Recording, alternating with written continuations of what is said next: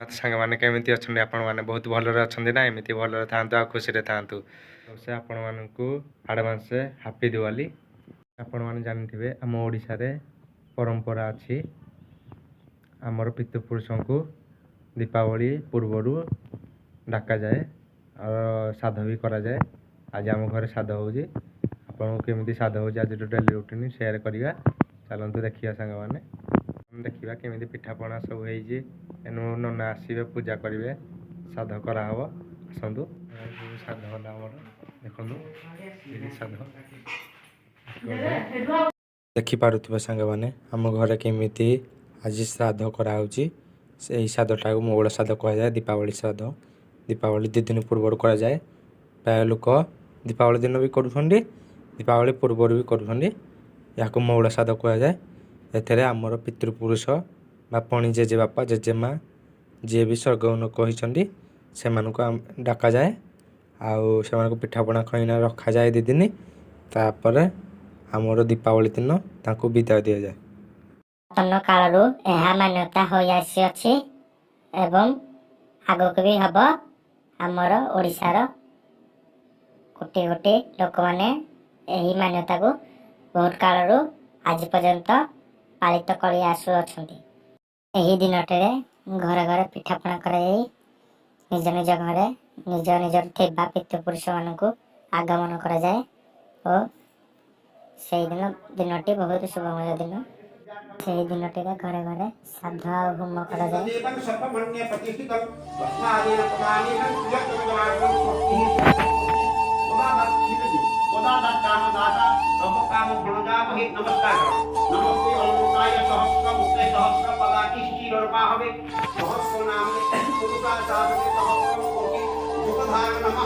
ब्राह्मण नारायण स्वल्पं रूप कल्पयामि सर्वसुभाग्यवान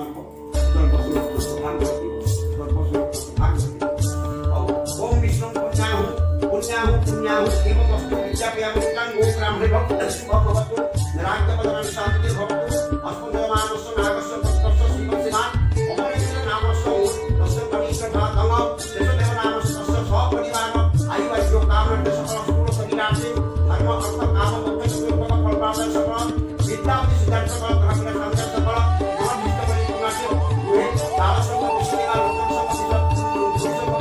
समसित महाराजानो शांति पूजा चित पूर्वक तदा दशारमान घनक्षेत्र मंत्रदम सर्वे नवग्रह सम्यक रूपेण एकादशस्था भवतु शुभम।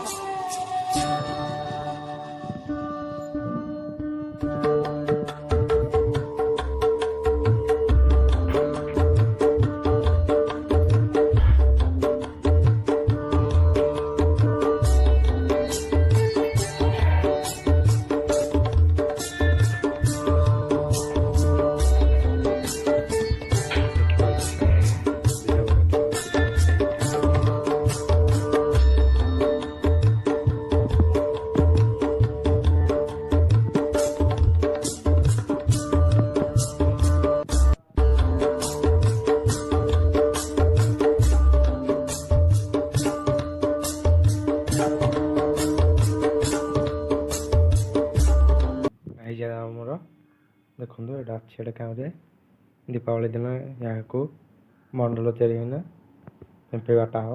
ଆଜିର ଭିଡ଼ିଓଟି ତ ଦେଖିଲେ, ଭିଡ଼ିଓଟି ଭଲ ଲାଗିଲା ତ ଲାଇକ୍ ସେୟାର ସବସ୍କ୍ରାଇବ୍ କରିବାକୁ ଭୁଲନ୍ତୁନି ସାଙ୍ଗମାନେ। ଆଜିର ଭିଡ଼ିଓଟି ଏଠି ଏଣ୍ଡ କରିବା, ଦେଖା ହେବା ନେକ୍ସଟ ଭିଡ଼ିଓରେ।